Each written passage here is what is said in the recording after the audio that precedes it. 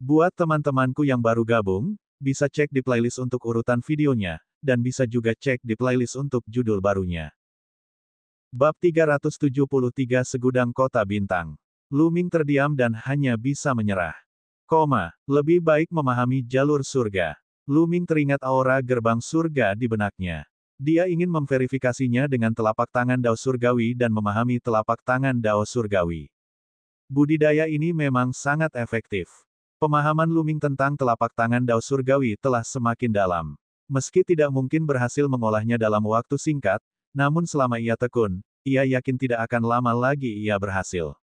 Beberapa jam kemudian, Luming terus bergerak. Dia bergegas ke kota bintang yang tak terhitung jumlahnya menurut peta.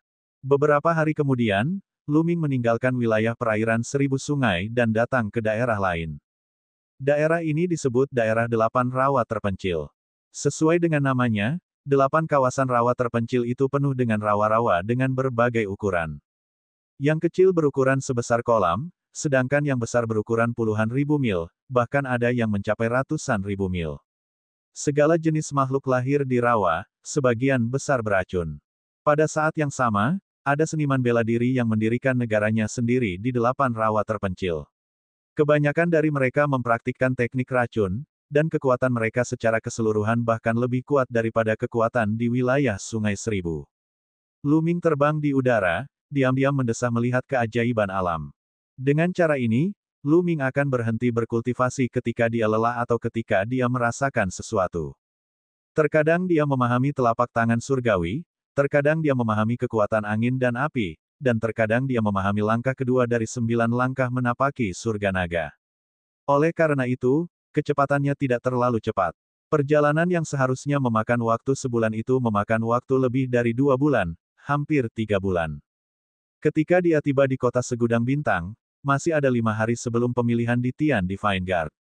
Sepanjang perjalanannya, pemahamannya tentang telapak tangan jalur surga semakin dalam dari hari ke hari. Ia pun tak jauh dari keberhasilan mengolahnya. Selain itu, kekuatan anginnya juga telah menembus dan mencapai batas kesuksesan besar, setingkat dengan kekuatan api miliknya. Namun, masih sangat sulit untuk mencapai kesempurnaan. Yang kemajuannya paling lambat adalah langkah 9 naga yang menapaki surga, dan dia masih belum berhasil mengembangkan langkah kedua. Ini kota Segudang Bintang. Petik 2. Ketika Luming berdiri di kaki gunung besar dan melihat ke langit, dia sangat terkejut. Apa yang muncul di hadapannya adalah sebuah gunung besar yang luasnya setidaknya beberapa ratus mil. Puncak gunung ini berbeda dengan gunung biasa. Dasar gunung biasa adalah yang terluas. Semakin tinggi, semakin sempit puncaknya. Namun puncak gunung ini seperti tongkat batu. Kaki, pinggang, dan puncak gunung semuanya sama lebarnya.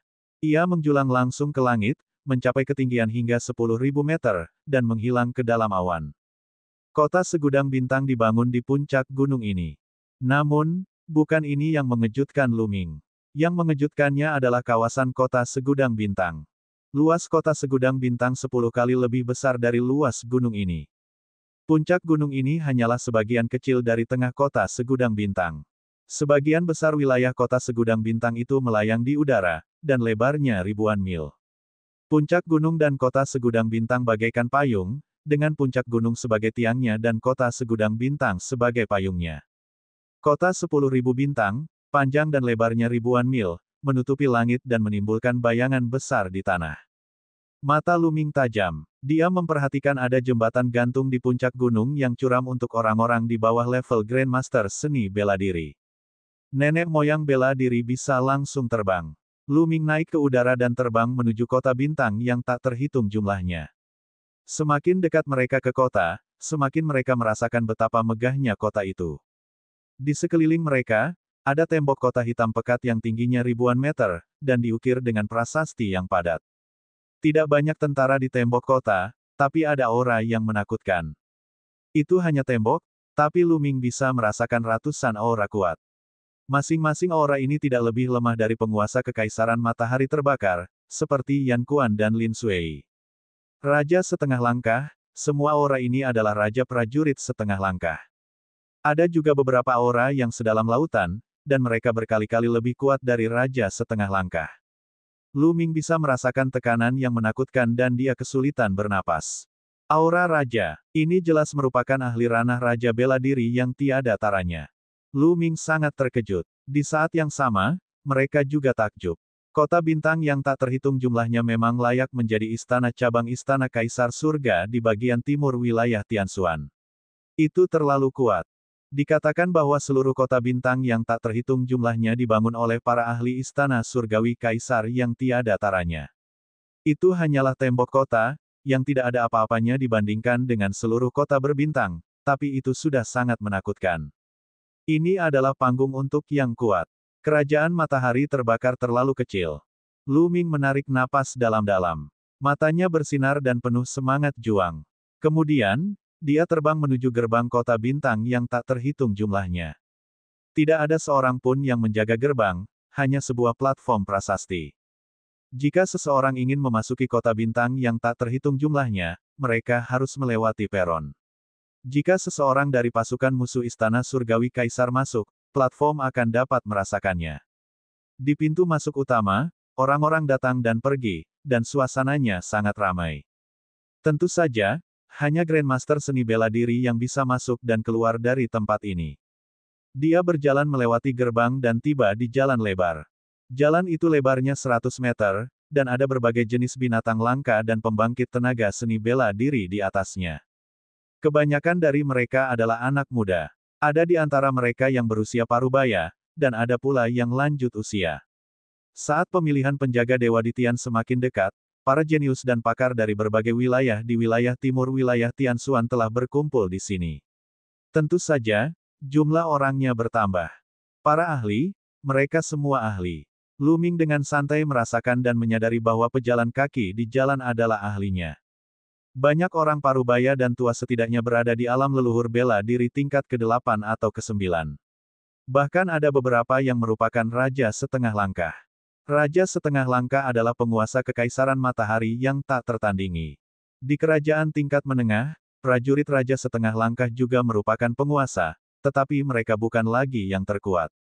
Kerajaan tingkat menengah memiliki raja prajurit.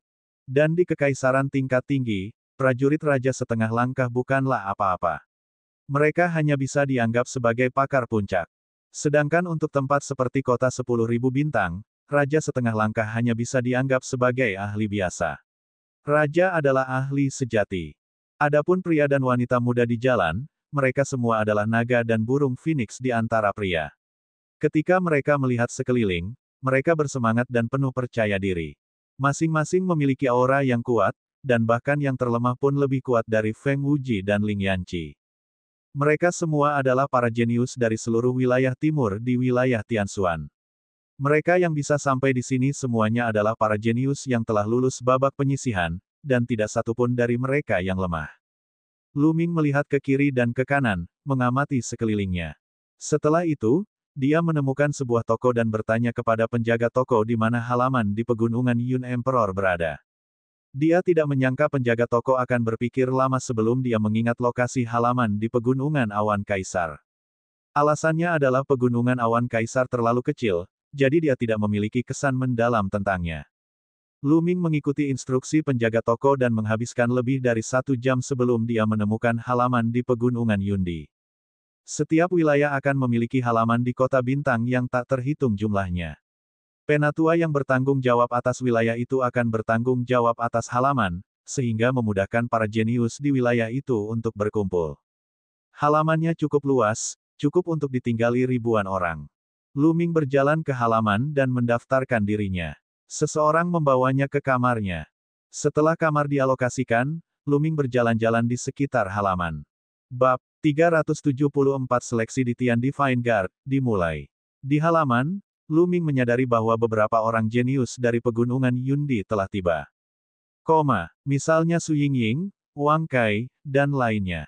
Lu Ming juga melihat Yang Liu Ji, Yan Feixun, Lan Yundao, dan lainnya. Ketika mereka melihat Lu Ming, mereka tidak menyembunyikan niat membunuh di mata mereka. Lu Ming tersenyum dingin. Jika dia punya kesempatan, dia tidak akan keberatan menyingkirkan orang-orang ini. Namun, Jian Fengyun, Tuan Muda Tianxi, Qiu Changkong, dan yang lainnya tidak terlihat, jadi mereka mungkin belum tiba. Setelah berkeliling, Lu Ming kembali ke kamarnya dan terus berkultivasi. Ratusan ribu mil jauhnya dari kota bintang yang tak terhitung jumlahnya, ada tanah suci untuk bercocok tanam yang disebut lereng 100 dewa.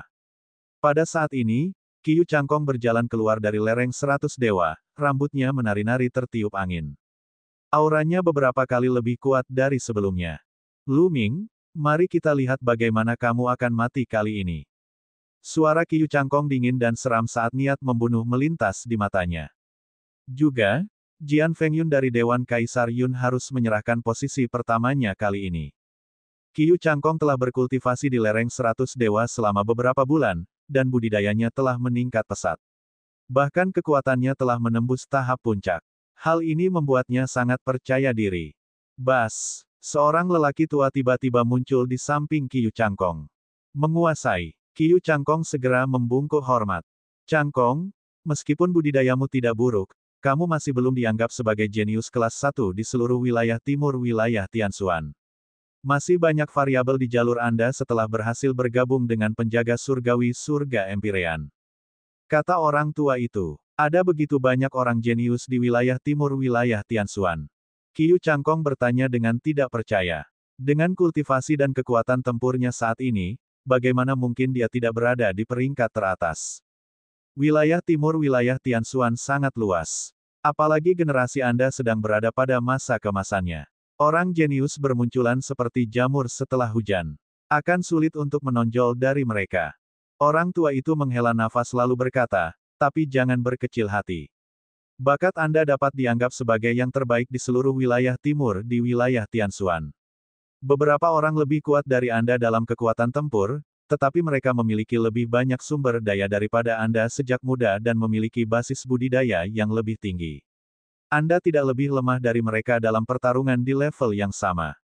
Selama basis kultivasi Anda lebih tinggi, Anda mungkin bisa bersaing dengan mereka. Tempat ujian untuk seleksi kali ini seharusnya adalah medan perang kuno di akhirat. Saya mengetahui sebuah tempat rahasia di medan perang kuno di akhirat. Ada peluang besar di dalamnya. Setelah Anda masuk, jika Anda bisa mendapatkan kesempatan itu, kultivasi Anda akan meningkat pesat. Bukan tidak mungkin bagi Anda untuk sepenuhnya masuk dalam jajaran jenius teratas di bagian timur wilayah Tianshuan. Kemudian, jimat giok muncul di tangan lelaki tua itu. Dia menyerahkannya kepada Qiyu Changkong dan berkata, informasi tentang tempat rahasia itu ada di jimat giok ini. Lihatlah. Changkong, terima kasih Tuan. Qiyu Changkong sangat gembira. Dia mengambil jimat giok dan berlutut di tanah dengan hormat, bersujud kepada lelaki tua itu sebagai rasa terima kasih. Pergi, pamerkan kecemerlanganmu dalam pilihan di Tian Divine Guard kali ini. Kata lelaki tua itu sambil tersenyum. Ya, Qiyu Changkong mengungkapkan rasa terima kasihnya. Setelah itu, sosoknya berkedip-kedip dan dia menuju ke arah kota bintang yang tak terhitung jumlahnya. Waktu berlalu, dan 3 hari berlalu. Halaman Cloud Emperor menjadi semakin hidup. Hampir semua jenius yang lolos babak penyisihan telah tiba. Jian Fengyun, Tuan Muda Tianxi, Qiyu Changkong, dan yang lainnya semuanya terungkap. Namun, Xian Yanxing belum datang. Hal ini membuat Lu Ming sedikit khawatir. Sebelumnya, Xian Yanxing mengatakan bahwa dia akan menemukan tempat untuk berkultivasi dalam pengasingan dan akan bergegas ke kota bintang yang tak terhitung jumlahnya. Masih ada 2 hari sebelum seleksi dimulai, tetapi Xian Yanxing belum datang. Mungkinkah dia tertunda karena sesuatu? Meski dia sedikit khawatir, dia tidak punya pilihan selain menunggu. Pada hari ini, pemimpin senior pegunungan Yundi, Lu Xiu, mengumpulkan mereka dan mengumumkan beberapa hal tentang pemilihan. Seleksi diadakan di medan perang kuno. Medan perang kuno ini disebut medan perang kuno bagian bawah bagian timur. Itu bisa dianggap sebagai pesawat dan merupakan tempat rahasia yang dikendalikan oleh Istana Surgawi Kaisar. Itu penuh bahaya, tapi juga penuh peluang. Ada 3 bulan waktu luang di dalam. 3 bulan ini akan menguji kemampuan komprehensif seseorang. Ini termasuk kecerdasan, keberanian, kekuatan tempur, dan peluang. Peluang juga merupakan keberuntungan, dan keberuntungan adalah salah satu faktor terpenting bagi seorang seniman bela diri. 3 bulan kemudian, mereka akan keluar dari pintu keluar terakhir. Ada banyak pos pemeriksaan di pintu keluar, dan dari sana, mereka akan dapat memilih penjaga surgawi cadangan dan surga Empyrean resmi. Pemilihan pengawal Dewa di Tian diadakan setiap 5 tahun sekali, dan lokasi setiap pemilihan berbeda-beda. Namun, semuanya penuh dengan peluang dan bahaya. Menurut Luciu, medan perang kuno di akhirat belum digunakan untuk pemilihan penjaga Dewa Empyrean selama 100 tahun. Dia tidak tahu apa yang akan terjadi di dalam. Setelah pengumuman tersebut, Luciu mengizinkan mereka bergerak dengan bebas dan mengumpulkan mereka 2 hari kemudian. Selanjutnya, mereka pergi ke berbagai toko buku di kota bintang yang tak terhitung jumlahnya untuk mencari buku-buku yang mencatat medan perang kuno di akhirat sehingga mereka dapat memahami lebih banyak informasi tentangnya. Semakin dia mengerti, dia akan semakin percaya diri. 2 hari berlalu dalam sekejap mata. Namun, masih belum ada jejak Xian Yanxing. Lu Ming sedikit cemas dan khawatir. Sesuatu pasti telah terjadi pada Xian Yanxing. Kalau tidak, dia tidak akan melewatkan seleksi di Tian Divine Guard. Namun, Lu Ming tidak tahu kemana Xian Yanxing pergi. Kalau tidak, dia bisa mencarinya. Jangan pedulikan itu untuk saat ini. Xian Yanxing adalah seseorang yang tidak ingin menderita kerugian. Tidak ada hal buruk yang mungkin terjadi padanya. Saya akan menyelesaikan penilaian di Tian Divine Guard terlebih dahulu. Lu Ming merenung. Hari ini, semua jenius di pegunungan Yundi berkumpul di salah satu halaman di halaman Yundi. Dari 97 orang, hanya Xian Yanxing yang hilang. Sisanya sudah tiba. Mata Luciu menyapu seluruh ruangan, tapi dia tidak mengatakan apapun. Wajar jika jumlah orangnya lebih sedikit. Baiklah, saya yakin kalian semua sudah jelas tentang aturan seleksinya. Namun, saya akan mengulanginya lagi. 3 bulan di medan perang kuno bagian timur sangatlah penting. Medan perang kuno bagian bawah bagian timur adalah tanah kuno di zaman kuno. Dunia ini luas dan penuh bahaya, namun juga penuh peluang. Beberapa orang dapat naik ke puncak sekaligus dalam 3 bulan ini, sementara beberapa orang akan menjadi batu loncatan bagi orang lain dan terbunuh.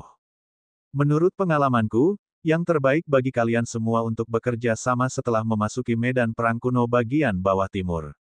Ini adalah cara paling aman. Ambil jimat transmisi suara 10.000 mil ini dan ambil masing-masing satu. Anda dapat menghubungi satu sama lain di medan perang kuno bawah tanah bagian timur. Luciu mengeluarkan jimat transmisi suara sepanjang 1.000 mil dan membagikannya kepada mereka. Terima kasih banyak, Tetua Lu. Semua orang berterima kasih pada Luciu. Tidak perlu berterima kasih padaku. Saya hanya berharap lebih banyak dari Anda yang bergabung dengan penjaga Dewa di Tian. Semakin baik hasil Anda, semakin banyak imbalan yang akan saya terima. Luciu sangat lugas dan menyampaikan tujuannya. Hal ini meningkatkan kesan semua orang terhadap Luciu. Baiklah, sekarang ikuti aku. Pintu masuk ke medan perang kuno dunia bawah adalah 100.000 mil di utara kota bintang yang tak terhitung jumlahnya. Setelah Luciu selesai berbicara, dia naik ke udara. Kelompok itu mengikutinya dan keluar melalui gerbang utara, menuju utara. Pada saat ini, situasi yang sama terjadi di seluruh Star City. Sekelompok orang jenius membubung ke langit dan menuju utara. Ada yang berjumlah sekitar 100 orang, ada yang berjumlah puluhan, dan ada yang berjumlah ribuan. Kerumunan yang padat menuju ke utara dengan megah dan megah. Bab 375 Provokasi 1000 Sungai. Perjalanan 100.000 li hanya memakan waktu beberapa jam untuk semua orang. Puncak batu gelap timur adalah tujuan mereka. Ketika Lu Ming dan yang lainnya tiba, yang mereka lihat adalah hutan batu yang tak terbatas. Daerah ini terdiri dari puncak batu yang tak terhitung jumlahnya, yang masing-masing tingginya lebih dari 100 meter. Pintu masuk ke medan perang kuno bagian bawah bagian timur ada di antara puncak batu ini. Pintu masuk ke medan perang belum dibuka. Luciu menjelaskan. Semua orang berhenti tidak jauh dari Si Feng, memperhatikan dari kejauhan. Pada saat ini, Si Feng dikelilingi oleh kerumunan orang. Hahaha, Luciu, kamu datang lebih awal. Berapa banyak sampah yang kamu bawa kali ini? Petik 2. Pada saat ini, terdengar tawa arogan. Setelah itu, bas, serangkaian suara yang mengoyak udara terdengar, dan sekelompok besar sosok terbang ke sini. Jumlah orangnya luar biasa banyak. Lu Ming mengalihkan pandangannya dan menyadari bahwa setidaknya ada 6 hingga 700 orang. Pemimpin kelompok itu adalah seorang pria parubaya kurus berjubah hitam. Sekelompok orang berhenti tidak jauh dari Lu Ming dan yang lainnya. Pria parubaya kurus memandang Lu Xiu dengan ekspresi mengejek. Zhao Sui, apakah itu kamu? Dia bertanya. Wajah Lu Xiu menjadi gelap saat melihat pria kurus itu. Haha, kenapa, Lu Xiu, kamu tidak menyambutku? Itu benar. Setiap kali pemilihan penjaga langit kaisar diadakan, sampah pegunungan Kaisar Awan yang Anda pimpin selalu berakhir dengan kekalahan telak. Tak seorang pun dari pegunungan Yundi telah bergabung dengan penjaga langit Kaisar selama 2 tahun berturut-turut. Dibandingkan dengan ribuan perairan sungai kami, ini benar-benar pemandangan yang tragis. Pria kurus, Zhao Sui, tertawa mengejek. Wajah Lu Xiu menjadi semakin suram. Namun, Zhao Sui jelas tidak ingin berhenti sampai di sini. Dia melirik orang-orang di pegunungan Yundi dan berkata, saya tidak menyangka ada begitu banyak orang di pegunungan Yundi yang lolos babak penyisihan kali ini. Coba saya lihat berapa jumlahnya. Cek, masih ada 97 orang. Dibandingkan dengan 689 orang di wilayah Sungai Seribu kami, hanya tersisa 5 atau 600 orang. Tidak banyak, tidak banyak. Juga, Lu Xiu, kamu terlalu kejam, 97 orang ini seharusnya adalah orang-orang jenius di pegunungan Yundi. Berhati-hatilah agar mereka tidak semua mati di medan perang kuno bawah tanah bagian timur. Jika itu terjadi, pegunungan Yun Emperor, tempat di mana burung pun tidak mau buang air besar, akan lebih menderita lagi. Mata segitiga Zhao Sui menyapu orang-orang di pegunungan Yundi, penuh cemoohan. Zhao Sui, kamu, ekspresi Lu Xiu sangat jelek. Orang-orang lain di pegunungan awan kaisar juga memiliki ekspresi jelek. Hahaha, sekumpulan sampah ingin lolos seleksi di Tian Divine Guard. Mereka benar-benar tidak mengetahui luasnya langit dan bumi. Mereka terlibat dalam fantasi liar. Di wilayah Sungai Seribu, beberapa pemuda juga tertawa mengejek. Para pemuda dari wilayah Sungai Seribu memandang ke arah pegunungan Yundi dengan tatapan jijik. Menjijikkan, Tuan Muda Tianxi, Lan Yundao, dan yang lainnya semuanya bangga dan sombong. Bagaimana mereka bisa menerima penghinaan seperti itu? Mereka mengertakkan gigi. Nak, itu kamu. Haha, akhirnya aku menemukanmu. Tiba-tiba, suara gemuruh terdengar dari air 1000 sungai. Seorang pria muda terbang keluar dan menatap Lu Ming dengan tatapan dingin. Air musim gugur. Tatapan Lu Ming berkedip. Pemuda ini adalah Li Qiushui. Sepertinya dia sudah menemukannya. Li Qiushui, apa yang kamu lakukan? Terakhir kali kamu melarikan diri begitu cepat, apakah kamu berterima kasih padaku karena tidak membunuhmu kali ini? Lu Ming berkata sambil tersenyum. Nak, kamu harus mati. Mari kita lihat siapa yang bisa menyelamatkanmu kali ini. Air musim gugur menderu. Oh, kalau begitu kamu bisa mencobanya. Lu Ming meliriknya sekilas. Adik laki-laki, apakah anak yang kamu sebutkan itu adalah sampah dari pegunungan Yun Emperor? Pada saat ini, seorang pemuda berjubah biru keluar dari belakang Li Qiushui dan berkata dengan acuh tak acuh. Murid senior Jiang, itu benar. Ini pria ini. Dia tidak hanya menggunakan cara tercela untuk merampas harta karun yang kudapat dari gerbang surga, tapi dia juga menyergap dan melukaiku. Li air musim gugur berteriak. Metode tercela, untuk berkomplot melawan dia. Mendengar ini, Lu Ming hanya ingin tertawa. Air musim gugur ini terlalu tak tahu malu. Lu Ming jelas telah mengalahkannya secara langsung, tetapi dalam kata-katanya, itu adalah penyergapan. Kamu memang berasal dari pegunungan awan kaisar. Anda hanya tahu cara membuat plot. Nak, aku akan memberimu 3 napas untuk menyerahkan harta yang kamu dapatkan dari kakak muda Li Qiushui di gerbang surga. Kemudian, berlutut dan akui kesalahan Anda di depan semua orang. Saya hanya bisa melumpuhkan budidaya Anda dan menyelamatkan nyawa anjing Anda. Kakak senior Jiang memandang Lu Ming dengan dingin dan berbicara dengan nada amal. Ai, kapan medan perang bagian bawah timur akan dibuka? Suasana hatiku sedang tidak baik lagi setelah dikelilingi oleh beberapa anjing yang menggonggong. Lu Ming mengabaikan kakak senior Jiang dan mengamati puncak batu. Wajah saudara bela diri senior Jiang menjadi pucat. Lu Ming sebenarnya berani mengabaikannya. Dia hanya mencari kematian. Ledakan. Aura menakutkan keluar dari tubuh kakak senior Jiang. Sebuah kekuatan penuh terbentuk. Dikombinasikan dengan budidayanya yang kuat, itu membentuk tekanan kuat yang menyebar ke seluruh area. Selain Jian Fengyun dan Lu Xiu, semua orang di pegunungan Cloud King terkejut. Kekuatan kakak senior Jiang ini sangat menakutkan. Dia memberikan perasaan bahwa dia pastinya tidak lebih lemah dari Tuan Muda Tianxi, yang menduduki peringkat kedua dalam daftar Kaisar Awan. Ekspresi Lu Ming berubah serius saat dia menatap kakak senior Jiang. Nak, mati. Anda bahkan tidak akan memiliki kesempatan untuk memohon belas kasihan sekarang. Wajah saudara bela diri senior Jiang sangat muram. Omong kosong, jika kamu ingin bertarung, bertarunglah. Lu Ming berkata dengan dingin.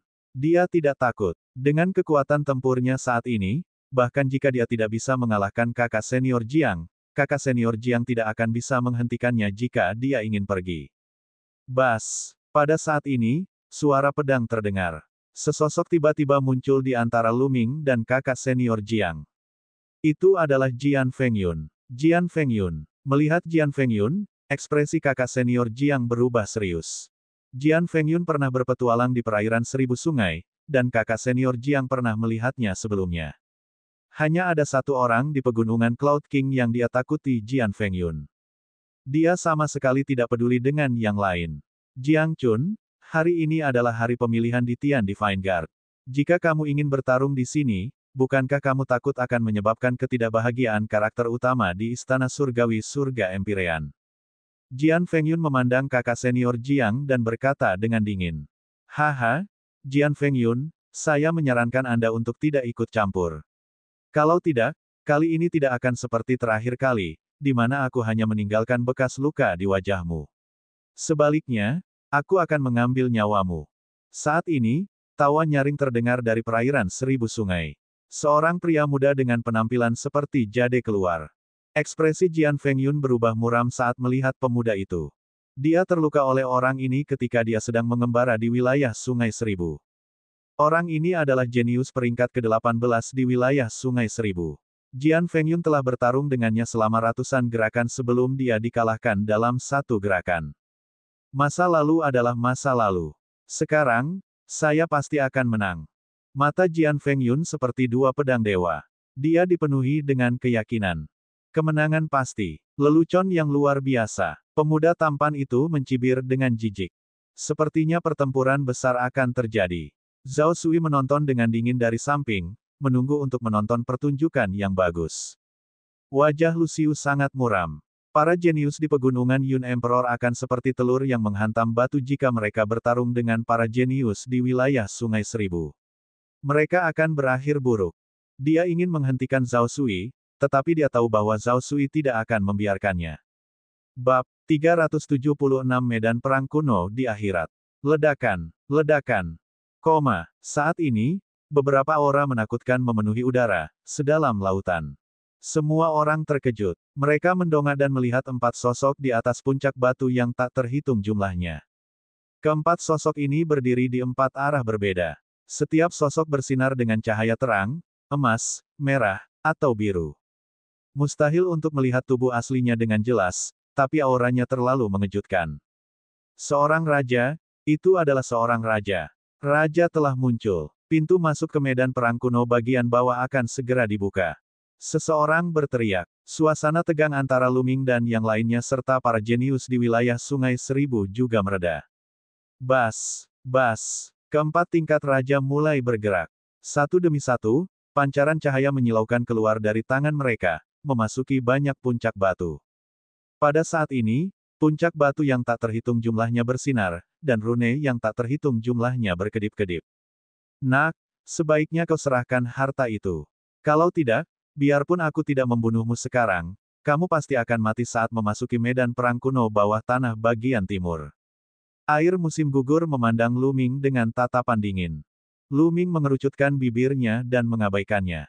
Wajah air musim gugur memerah. Adik laki-laki Li, kenapa kamu banyak bicara dengannya? Setelah Anda memasuki medan perang kuno bawah timur, bunuh saja dia secara langsung.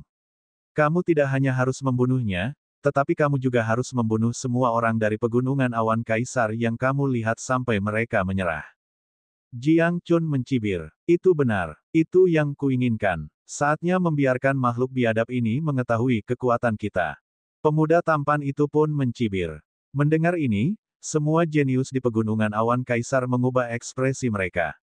Ada begitu banyak orang di wilayah Sungai Seribu dan orang-orang jenius yang tak terhitung jumlahnya. Jika mereka benar-benar menyerang mereka, perjalanan mereka ke medan perang kuno di akhirat akan berada dalam bahaya.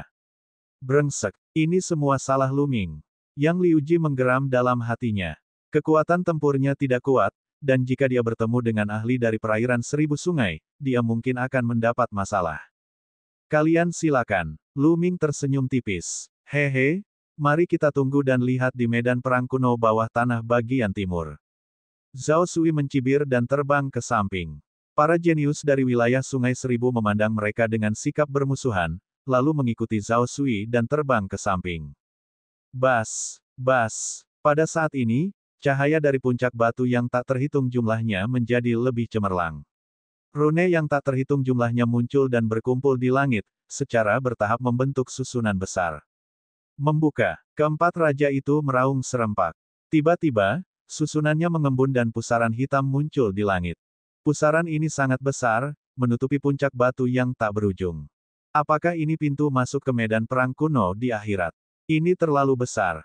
Banyak orang yang tercengang. Baiklah, medan perang kuno bagian bawah bagian timur terbuka. Anda bisa masuk sekarang. Suara agung datang dari salah satu raja. Ayo masuk. Ayo pergi. Segera, kerumunan orang banyak terbang menuju pusaran. Ingat, cobalah yang terbaik untuk masuk bersama. Dengan begitu, saat Anda tiba di medan perang kuno dunia bawah, kemungkinan besar Anda akan diteleportasi ke jarak yang sama. Perintah Lu Xiu. Semua orang mengangguk, dan kelompok yang terdiri dari 98 orang bergegas menuju pusaran. Begitu mereka bergegas ke pusaran, mereka merasa dunia berputar. Lu Ming dan yang lainnya menghilang tanpa jejak. Membunuh, membunuh, Lu Ming mulai merasa pusing. Saat berikutnya, dia mendengar teriakan yang menggemparkan dunia. Mata Lu Ming menyapu seluruh ruangan dan pupil matanya berkontraksi tajam. Dia terkejut. Di depannya, di langit, ada banyak sekali sosok yang saling bersilangan, dan bau darah meresap ke udara. Terjadi pertempuran sengit di sini. Ledakan. Ada tangan raksasa yang menutupi langit, pedang Qi yang melintasi alam semesta, pancaran tombak yang menembus langit dan bumi, dan nyala api yang membakar segalanya. Kuat, dia terlalu kuat. Para ahli yang tak terbayangkan sedang bertarung. Seluruh dunia terkoyak. Satu demi satu, para ahli yang kuat terbunuh, dan mayat mereka jatuh ke tanah seperti pangsit. Apa yang sedang terjadi? Di mana tempat ini? Lu Ming sangat terkejut. Suara mendesing. Tiba-tiba, seberkas cahaya pedang menebas ke arah Lu Ming. Kilatan pedang sepertinya datang dari kedalaman alam semesta. Ruangan itu terkoyak dan sangat menakutkan. Kekuatan Lu Ming tidak berarti apa-apa seperti debu di depan sinar pedang ini. Ah! Lu Ming melolong panjang. Dia tidak rela dibunuh begitu saja. Dia ingin melawan dengan sekuat tenaga. Ledakan. Dia merasakan penglihatannya menjadi hitam, dan saat berikutnya, dia membuka matanya. Angin sepoi-sepoi dan wangi bunga menyerang hidungnya. Lu Ming menyadari bahwa dia sedang berdiri di padang rumput yang penuh dengan bunga liar. Medan perang yang menakutkan telah lenyap tanpa jejak. Apakah semuanya hanya ilusi? Tempat ini disebut medan perang kuno di akhirat. Mungkin itu hanya cerminan dari kejadian sebenarnya di masa lalu. Lu Ming menebak, mungkin semua orang yang baru masuk pasti pernah melihat pemandangan itu. Itu dibentuk oleh semangat juang abadi yang mengalir antara langit dan bumi. Bahkan waktu pun tidak akan mampu membusukkannya. Medan perang kuno ini mungkin tidak sederhana. Menurut catatan, medan perang kuno di akhirat hanyalah salah satu sudut dari medan perang kuno lainnya. Itu terpisah dari dunia asli dan telah disempurnakan oleh para ahli istana surgawi surga Empyrean. Lu Ming merenung. Pada saat ini, ekspresinya berubah, dan jimat transmisi suara 10.000 mil muncul di tangannya. Ada berita yang datang dari Jian Fengyun. Dia telah mengumpulkan semua orang di pegunungan Cloud King. Itu di utara. Karena dapat diterima melalui jimat transmisi suara 10.000 mil, itu berarti jaraknya 10.000 mil. Ayo pergi dan lihat. Mata Lu Ming berbinar. Dia bermaksud untuk bertindak sendiri, tapi karena letaknya tidak jauh, tidak ada salahnya untuk melihatnya. Dia naik ke udara dan menuju utara. Jarak kurang dari 10.000 mil ditempuh dalam sekejap. Sudah ada puluhan orang berkumpul di tepi danau kecil. Semuanya jenius dari pegunungan Yun Emperor. Begitu Lu Ming tiba, mata semua orang tertuju padanya. Bas, bas. Tiba-tiba, beberapa sosok melintas dan mengepung Lu Ming. Itu adalah Lan Yundao, Yan Feixun, Yang Liu Ji, dan beberapa lainnya. Lu Ming, kamu sebenarnya berani berkumpul di sini. Kamu benar-benar mencari kematian. Tidak mudah membunuhmu di luar, tapi aku tidak memiliki kekhawatiran seperti itu di medan perang kuno bagian timur. Kata Lan Yun. Suara Yan Feixun dan yang lainnya sangat dingin. Kamu ingin membunuhku hanya dengan sampahmu. Lelucon yang luar biasa. Mata Lu Ming berkedip dan dia tersenyum tipis. Lu Ming, jangan berpikir bahwa hanya karena kamu mendapat nilai lebih tinggi dariku di babak penyisihan, kamu lebih kuat dariku. Sekarang, aku akan memberitahumu betapa kuatnya aku. Tinju matahari surgawi. Yan Feixun melolong panjang. Tinjunya bersinar saat dia melayangkan pukulan. Matahari yang menyilaukan muncul dan melesat ke arah Lu Ming. Kekuatannya beberapa kali lebih kuat dari tinju matahari besar yang Liu Ji. Ledakan. Lu Ming sangat lugas. Dia mengayunkan tombak panjangnya dan menggabungkan kekuatan angin dan api. Puff. Kekuatan tinju matahari Yan Feixun seperti nyala api kecil yang padam. Cahaya tombak tidak berhenti dan terus membombardir tubuh Yan Feixun. Yan Feixun menjerit dan terbang seperti bola meriam sejauh 1000 meter. Dia batuk darah dan wajahnya pucat. Matanya penuh ketakutan. Kamu masih berani mengatakan kamu luar biasa. Lu Ming tersenyum tipis. Bab 377 Konflik, Keberangkatan. Seluruh tempat itu sunyi senyap. Kebanyakan orang memandang Lu Ming dengan tidak percaya. Lu Ming terlalu kuat. Di babak penyisihan, meskipun poin Lu Ming lebih tinggi dari poin Yan Feixun, poinnya tidak jauh lebih tinggi. Kekuatan tempur mereka harus berada pada level yang sama. Sekarang, Lu Ming telah mengalahkan Yan Feixun hingga dia batuk darah dengan satu gerakan. Bagaimana mereka bisa berada pada level yang sama? Ekspresi Lan Yundao membeku. Matanya dipenuhi rasa tidak percaya dan kaget. Bahkan dia tidak bisa melukai Yan Feixun dengan satu gerakan pun. Mungkinkah kekuatan tempur Lu Ming sudah melebihi miliknya? Bagaimana itu mungkin? Di sampingnya, wajah Yang Liu Ji pucat dan matanya terbuka lebar. Dia sangat takut sampai dia hampir kencing di celana. Kekuatan tempur Lu Ming terlalu menakutkan. Lu Ming, apa yang kamu lakukan? Anda telah melukai rakyat Anda sendiri dan mengurangi kekuatan pegunungan Yun Emperor. Apa yang sedang Anda coba lakukan? Mata Lan Yundao berputar dan dia tiba-tiba berteriak. Benar, Lu Ming. Anda telah menyinggung orang-orang di perairan 1000 sungai dan Anda membuat kami disalahkan. Saya menyarankan agar kita membiarkan Lu Ming meninggalkan tim.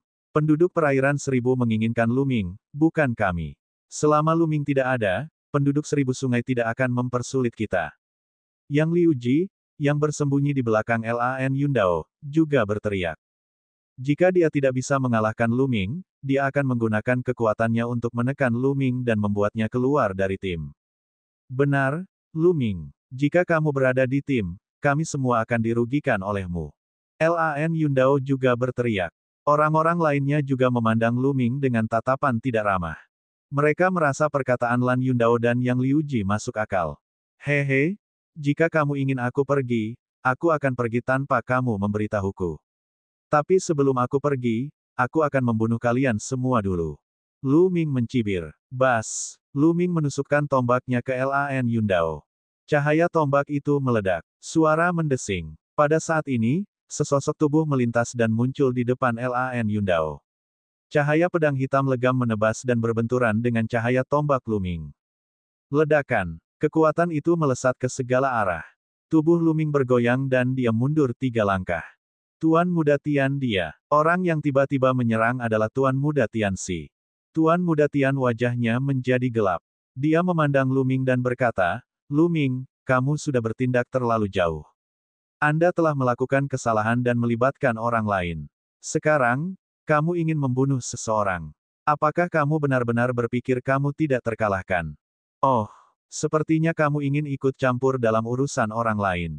Lu Ming mencibir. Apa yang kamu maksud dengan menjadi orang yang sibuk? Saudara Lan adalah sahabatku. Terlebih lagi, apa yang dia katakan itu benar. Anda harus keluar dari tim untuk menghindari merugikan orang lain. Tuan Muda Tian katanya dengan suara muram. Serangga, mari kita lihat apakah kamu bisa menghentikanku. Tubuh Luming memancarkan aura yang kuat. Apa yang baru saja Anda katakan? Kamu sedang mencari kematian. Tuan Muda Tian dia meledak dengan niat membunuh yang dingin. Luming sebenarnya berani menyebutnya reptil. Brengsek. Tubuh Tuan Muda Tian dia memancarkan aura menakutkan, yang jauh lebih kuat dari Lan Yundao dan yang lainnya. Tuan Muda Tianxi, peringkat kedua dalam daftar peringkat Kaisar Awan, mampu bersaing dengan Jian Fengyun. Lan Yundao jelas bukan tandingannya. Kekuatan tempur mereka sangat menakutkan. Luming mungkin bukan tandingan mereka sekarang. Namun, Luming tidak takut. Bahkan jika dia bukan tandingannya, mustahil bagi Tuan Muda Tianxi untuk membunuhnya. Semuanya, Luming ini adalah momok. Membiarkannya tetap hidup hanya akan membuat kita terbunuh. Kenapa kita tidak menyerang bersama dan membunuhnya? Pada saat ini, Lan Yundao memanggil yang lain di pegunungan Yundi. Mata yang lain berkedip. Benar, saya setuju dengan apa yang dikatakan saudara Lan. Seseorang menonjol dan memandang Luming dengan niat membunuh. Saya juga setuju. Lebih dari selusin orang melangkah maju secara berurutan. Bersama dengan Tuan Muda Tianxi dan Lan Yundao, mereka membentuk kekuatan yang kuat dan menekan ke arah Luming. Di antara mereka ada orang-orang jenius seperti Jiru Feng, yang menduduki peringkat ketujuh di peringkat Kaisar Awan. Namun, ada juga beberapa orang yang berdiri diam. Haha, Luming, kamu telah menjadi musuh publik. Menyerah. Lan Yundao mencibir. Kamu pikir kamu bisa membunuhku? Luming mencibir, tidak takut sama sekali. Setiap orang. Pada saat ini, Jian Fengyun keluar dan mengerutkan kening. Insiden di wilayah Sungai Seribu tidak ada hubungannya dengan Luming. Wilayah Sungai Seribu selalu meremehkan kami. Bahkan tanpa Luming, aku khawatir mereka tidak akan menunjukkan belas kasihan kepada kita. Apa yang salah? Jian Fengyun, apakah kamu akan melindungi Luming? Tuan Muda Tian katanya, saya tidak berusaha melindungi siapapun, saya hanya mengatakan yang sebenarnya. Alis Jian Fengyun semakin berkerut. Hehe, Jian Fengyun, jika kamu ingin melindungi Luming, maka kita tidak bisa bekerja sama lagi. Ayo pergi. Tuan Muda Tian, katanya dengan dingin. Hehe. Saat ini, Luming mencibir. Dia melirik Tuan Muda Tianxi, Lan Yundao, dan yang lainnya. Niat membunuhnya berkedip-kedip saat dia berkata, bukankah kamu ingin aku pergi? Aku akan pergi, tapi lain kali kita bertemu, aku pasti akan membunuhmu. Hari ini, Luming awalnya ingin membunuh Lan Yundao, Yang Liu Ji, dan yang lainnya dalam satu gerakan untuk menyingkirkan masalah di masa depan. Tetapi dengan campur tangan Tuan Muda Tian dia, itu akan sulit untuk ditangani. Selain itu, Luming meramalkan bahwa Jian Fengyun pasti akan turun tangan jika terjadi pertempuran besar. Jian Fengyun tidak akan memihak salah satu dari mereka, tetapi tidak mungkin membunuh Lan Yundao dan yang lainnya dengan campur tangan dia. Dalam hal ini, lebih baik pergi dulu dan meningkatkan kultivasi dan kekuatan tempurnya. Lain kali, dia akan membunuh Lan Yundao dan Tuan Muda Tianxi. Dan Qiu Changkong. Mata Luming menyapu seluruh ruangan, tapi dia tidak melihat Qiu Changkong. Sepertinya Qiu Changkong belum berteleportasi ke area terdekat. Lain kali, kaulah yang akan mati. Tuan Muda Tian dia mencibir. Dia memiliki niat untuk membunuh Luming, tetapi dia tahu bahwa hal itu tidak mungkin terjadi dengan campur tangan Jian Fengyun. Apakah begitu? Luming mencibir. Dia pindah dan meninggalkan tempat itu dengan cepat. Tuan Muda Tianxi, Lan Yundao, dan yang lainnya mencibir saat mereka melihat Luming pergi. Sangat berbahaya di malam hari di medan perang kuno di akhirat. Luming, mari kita lihat bagaimana kamu akan bertahan hidup sendiri. Masih ada waktu berikutnya. Dalam mimpimu. Lan Yundao tertawa di dalam hatinya. Bas. Luming melonjak ke langit. Sesaat kemudian, dia sudah berada 10.000 mil jauhnya. Saya harus menemukan cara untuk meningkatkan kekuatan saya sesegera mungkin. Kalau tidak, saya khawatir saya tidak akan bisa mencapai apapun di medan perang kuno bagian bawah di mana orang jenius sama seperti awan. Luming merenung. Daerah ini penuh vitalitas, tidak seperti medan perang yang sunyi dan sunyi yang dia bayangkan. Tampaknya setelah sekian lama, tanah ini telah memulihkan vitalitasnya. Dari waktu ke waktu, dia bisa melihat sekelompok binatang iblis. Namun, binatang iblis ini tidak berlevel tinggi dan Lu Ming tidak tertarik untuk memburu mereka. Juga, yang terbaik adalah menemukan kota kuno sebelum gelap. Kalau tidak, itu akan sangat berbahaya. Lu Ming mengerutkan kening. 2 hari yang lalu, dia juga mempelajari catatan kuno mengenai medan perang kuno di bagian timur bawah. Menurut catatan, medan perang kuno di bagian timur bawah akan menjadi sangat aneh dan berbahaya di malam hari. Lu Ming terus terbang ke depan. Segera, sebuah gunung besar muncul di depannya. Di pegunungan yang luas, pepohonan kuno mencapai langit, dan auman binatang bergema. Lu Ming tidak berhenti dan terbang melintasi gunung. Gan, sebelum dia bisa terbang jauh, teriakan nyaring terdengar. Seekor burung raksasa yang aneh berlari keluar dari hutan, sayapnya mengepak dan membawa hembusan angin kencang. Sepasang cakar besi tajam mencakar Lu Ming. Binatang iblis kelas 7 LV4. Serunya. Hati Lu Ming tergerak. Bab 378 Malam yang Menakutkan. Binatang iblis tingkat keempat kelas 7 setara dengan seniman bela diri alam leluhur bela diri kelas 7. Akhirnya, binatang iblis tingkat tinggi telah muncul. Mata Lu Ming berkedip. Di saat yang sama, cahaya bersinar di tangannya dan tombak panjang terbentuk. Suara mendesing. Tombak panjang itu menembus udara dan menembus dada burung aneh itu.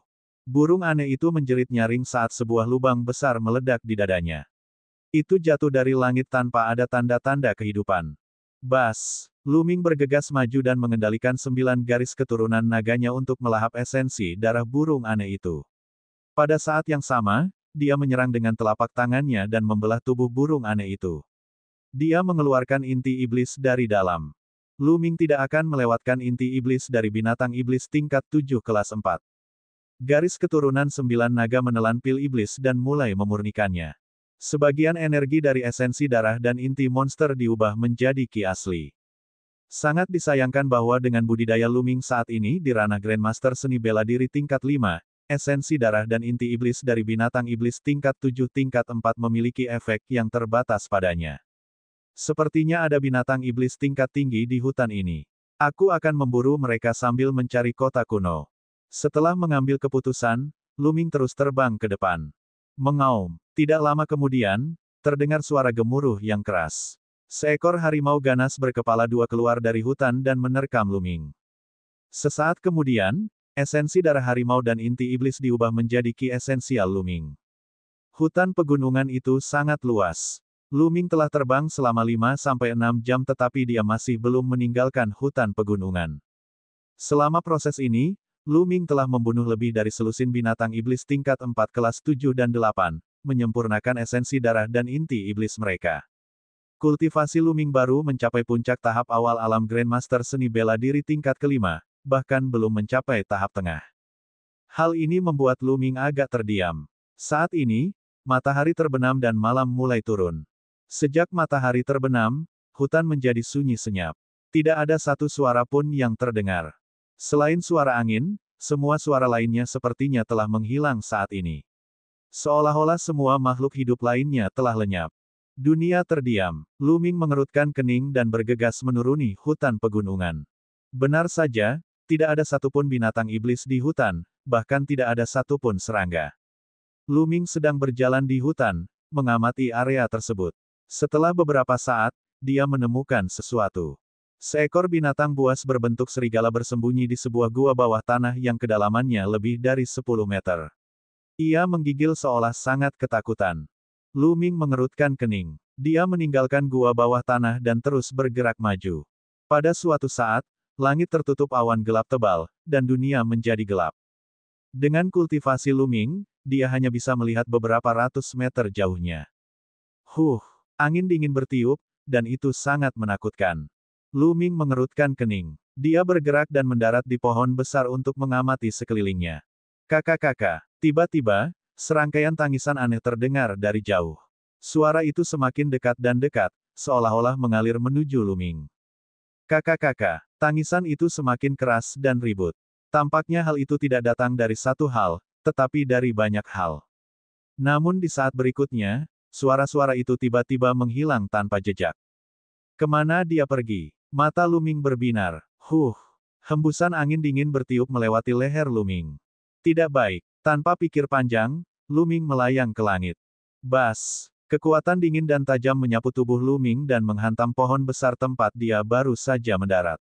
Pohon itu terbelah dua dan tumbang ke tanah. Asteris kakak. Ci. Teriakan aneh itu terdengar lagi. Pada saat yang sama, kekuatan dingin dan tajam menyerang Luming. Apa-apaan ini? Mati. Luming memegang tombak panjang itu dan menyapukannya. Namun, Luming merasa ketika tombak panjang itu tersapu, seolah-olah menyapu udara dan tidak ada tempat untuk mengerahkan kekuatan. Saat berikutnya, kekuatan dingin dan jahat menyerang Luming dari belakang. Bas! Dalam sekejap, sosok Luming melonjak ke langit. Melihat ke bawah dari langit, Luming akhirnya melihat dengan jelas apa yang menyerangnya. 7 atau 8 bayangan hitam berbentuk manusia dengan fitur wajah tidak jelas melayang di udara dengan kecepatan yang sangat cepat. Benda sialan ini, tidak mungkin hantu sungguhan, kan? Jantung Luming berdetak kencang. Dia merasa hal itu sangat mungkin terjadi. Ini adalah medan perang kuno. Makhluk hidup yang tak terhitung jumlahnya tewas dalam pertempuran. Darah mengalir seperti sungai, dan kebencian membubung ke langit. Makhluk jahat seperti ras roh juga mungkin dilahirkan. 9 naga menginjak-injak langit. Luming menginjak. Bas! Getaran yang tidak bisa dijelaskan terasa, dan kekuatan mengerikan meledak dari bawah kaki Luming. Bahkan terdengar auman samar naga. Asteris kakak, hantu hitam itu tampak ketakutan dan mengeluarkan pekikan yang memekakkan telinga. Namun, di bawah langkah 9 naga yang menapaki surga, itu langsung berubah menjadi debu dan menghilang. Sepertinya langkah menghentak surga 9 naga memiliki efek ajaib pada benda sialan ini. Mata Luming berbinar. Kalau dipikir-pikir, naga adalah makhluk kuat yang berdiri di puncak semua makhluk hidup di dunia. Mereka suci dan tidak bisa tersinggung. Belum lagi 9 naga yang lebih kuat dari naga sejati biasa. Langkah menginjak-injak surga 9 naga dinamakan sebagai langkah menginjak-injak surga 9 naga. Itu secara alami berisi keinginan 9 naga. Dengan satu langkah, roh jahat akan mundur dan roh akan menghilang. Asteris kakak. Namun, para spirit hitam telah dikalahkan, dan teriakan aneh yang memekakkan telinga terdengar lagi di kejauhan. Semakin banyak roh yang bergegas mendekat. Ayo tinggalkan tempat ini. Luming maju selangkah dan terbang cepat ke kejauhan. Di langit dan bumi yang gelap gulita, selalu terdengar tangisan aneh. Luming melihat sekeliling dan melihat bayangan hitam terbang kemana-mana. Seolah-olah sekelompok setan sedang menari dengan liar. Ci. Beberapa roh terbang menuju Luming dan mengeluarkan energi dingin dan jahat. Ledakan. Luming mengayunkan tombak panjangnya. Sinar tombak sepanjang 100 meter menyebarkan aura dingin dan menyeramkan, menghamburkan beberapa roh pada saat yang bersamaan. Namun, saat berikutnya, roh-roh itu berkumpul kembali, tetapi tubuh mereka tampak menjadi lebih kecil. Itu tidak sepenuhnya tidak efektif. Menyerang dengan kekuatan aura masih efektif, tetapi efeknya lebih lemah. Hati Luming tergerak. Bas! Kemudian, dia menyerang 2 kali lagi dengan tombaknya. Sinar tombak yang tebal ditembakkan, mengandung kekuatan angin dan api yang kuat. Beberapa roh tersebar lagi, dan ketika mereka berkumpul kembali, tubuh mereka jauh lebih kecil. Luming tidak berhenti dan bergegas melewati mereka. Ada roh yang menghalangi jalan di depan. Luming menggunakan metode yang sama untuk membubarkan mereka. Ini semua berkat perpaduan kekuatan angin dan api Luming, yang sangat kuat. Jika itu hanya satu kekuatan, meskipun disempurnakan, itu tidak akan memiliki efek seperti itu. Adapun langkah 9 naga yang menapaki surga, meskipun efektif, itu menghabiskan terlalu banyak energi. Luming tidak akan melemparkannya kecuali benar-benar diperlukan. Begitu saja, Luming terus maju. Namun, setelah 100 mil, dia tiba-tiba berhenti dan melihat ke depan dengan kaget. Kaca-kaca. Di depan mereka, ada tentara berbaju besi. Namun, baju besi pada setiap prajurit sudah compang-camping dan penuh bekas pedang. Itu dipenuhi aura waktu. Setiap prajurit memegang pedang besi hitam dan penuh semangat juang. Namun, hal yang paling menakutkan adalah tidak mungkin melihat wajah setiap prajurit dengan jelas. Sekilas, itu hanyalah kumpulan kabut hitam. Di posisi mata mereka, ada 2 kumpulan cahaya merah. Mungkinkah ini prajurit bawah tanah yang legendaris? Lu Ming tersentak kaget. Sekelompok tentara bawah berjalan maju selangkah demi selangkah dan menghilang ke dalam kegelapan. Tidak ada yang tahu kemana tujuan mereka. Medan perang kuno ini memang jahat dan menakutkan. Tidak heran dikatakan sangat berbahaya di malam hari. Lu Ming berpikir dalam hati. Kemudian, dia mengambil jalan memutar dan terus bergerak maju. Bab 379 Lagu Saudara Kandung. Dengan cara ini, Lu Ming bergerak maju dengan sangat lambat. Setelah beberapa jam, Lu Ming baru maju beberapa ribu mil. Ledakan, ledakan. Tiba-tiba, suara gemuruh keras datang dari depan, serta teriakan aneh hantu. Seseorang sedang diserang oleh roh-roh itu. Sosok Lu Ming melintas dan dia mendekat.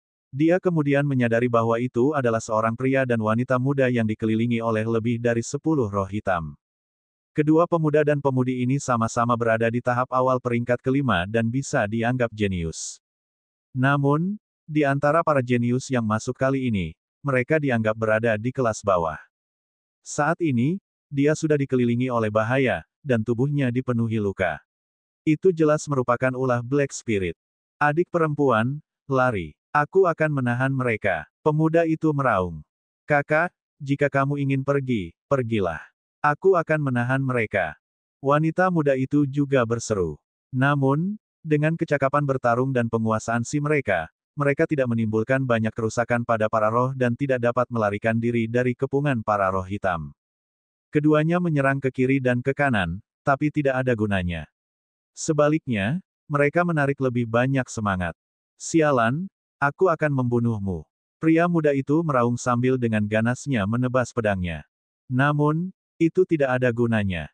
Setelah roh-roh itu dicincang, mereka berkumpul kembali dan tidak menyusut banyak. Sebaliknya, dia mendapat beberapa luka lagi di tubuhnya.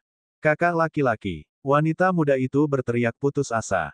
Adik perempuan, ayo pergi. Pemuda itu tidak peduli dan terus menyerang roh-roh itu. Namun semuanya sia-sia, saat mereka berdua putus asa. Ledakan. Di kejauhan, Spears ditembak dan ditikam para roh.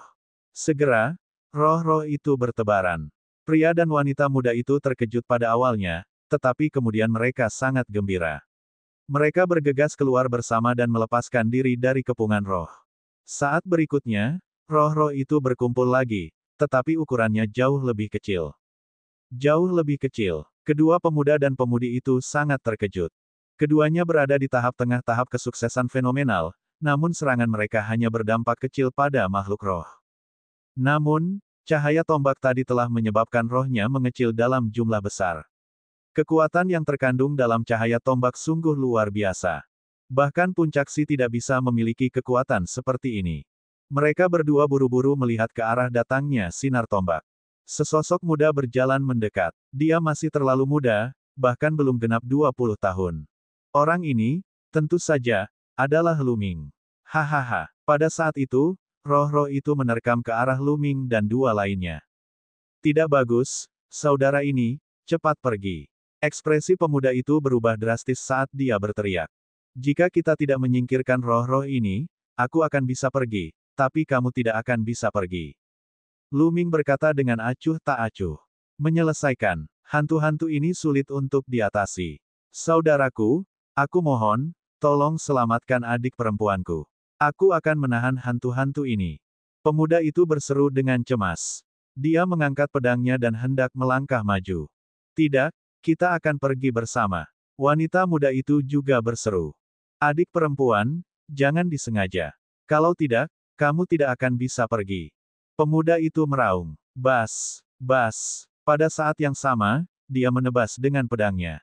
Sinar pancaran pedang menebas, membelah roh itu menjadi dua. Namun, hal itu tidak ada gunanya. Roh-roh itu segera pulih dan terus menerkam. Ayo pergi. Pemuda itu berteriak. Adikmu benar. Jika kita pergi, kita akan pergi bersama. Pada saat ini, Lu Ming tersenyum tipis dan tiba-tiba mengambil langkah maju. Ledakan. Dan EBSP, energi yang menakutkan mulai menyebar ke depan. Bang, bang, bang. Lebih dari selusin roh meledak seperti balon. Setelah meledak, mereka tidak dapat dikondensasi sama sekali. Mereka berubah menjadi energi dan menghilang. Ini, pria dan wanita muda itu tercengang. Dengan satu tendangan, lebih dari selusin roh dihancurkan, dan mereka bahkan tidak bisa mengembun. Kekuatan macam apa ini? Atau lebih tepatnya, kekuatan macam apa yang begitu menakutkan? Menurut pemahaman mereka, hantu-hantu ini sangat sulit untuk dihancurkan. Bahkan puncak Si tidak akan banyak berpengaruh. Para jenius yang tak tertandingi itu memiliki tingkat kultivasi yang sangat tinggi, namun jika mereka bertemu dengan hantu-hantu ini sendirian, kemungkinan besar mereka akan berada dalam bahaya. Hanya para jenius tak tertandingi yang telah memahami jejak, niat, melalui kekuatan yang dapat dengan cepat membunuh roh-roh ini. Namun, seharusnya tidak banyak orang jenius seperti itu di seluruh wilayah timur wilayah Tianshuan. Untuk memahami jejak niat melalui kekuatan, selama budidaya seseorang mencapai puncak leluhur bela diri 9 dan, mereka bisa disebut raja setengah langkah. Berapa banyak orang yang bisa mencapai tahap ini di usia 20-an? Mungkinkah pemuda yang belum genap 20 tahun ini adalah seorang jenius setingkat itu? Pria dan wanita muda membiarkan imajinasi mereka menjadi liar. Ayo pergi sekarang. Lu Ming menyela kebingungan mereka dan memimpin untuk terbang ke depan. Kedua pemuda dan pemudi itu buru-buru mengikutinya. Alasan mengapa Lu Ming menyelamatkan mereka berdua bukan karena dia memiliki rasa belas kasihan. Hanya saja dia merasa keduanya memiliki hubungan kakak adik yang dalam dan rela mengorbankan diri demi orang lain saat menghadapi bahaya. Lu Ming tersentuh dan menyelamatkan mereka secara sepintas. Dengan Lu Ming yang memimpin, selama mereka tidak bertemu terlalu banyak roh, itu tidak akan menjadi masalah besar. Mereka bertiga melanjutkan perjalanan mereka dan waktu berlalu dengan lambat. 5 atau 6 jam kemudian, sinar cahaya pertama muncul di cakrawala. Ki ungu muncul dari timur, dan sinar matahari menyinari bumi. Saat matahari muncul, semua roh di dunia menghilang tanpa jejak. Awan gelap di langit juga menyebar. Kemudian, suara serangga dan binatang terdengar. Pemandangan itu penuh vitalitas dan semuanya kembali normal seolah-olah tidak terjadi apa-apa. Mereka bertiga menghela nafas lega dan diam-diam takjub. Medan perang kuno di akhirat ini sungguh menakjubkan. Saudaraku, aku Song Yu dan ini adikku, Song Jing. Saya benar-benar harus berterima kasih atas bantuan Anda kali ini. Kalau tidak, kita akan mati di medan perang kuno ini. Pemuda itu membungkuk pada Lu Ming. Saudaraku Song, kamu tidak perlu bersikap sopan. Aku baru saja lewat. Lu Ming berkata sambil tersenyum. Apapun yang terjadi, kami akan selalu mengingat kebaikan Anda. Oh iya, bolehkah aku tahu namamu?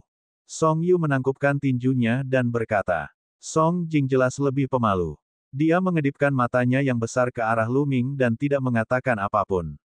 Saya Lu Ming, kata Lu Ming. Itu saudara Lu. Song Yu menangkupkan tinjunya lagi. Aku tidak tahu apa yang kalian berdua rencanakan selanjutnya.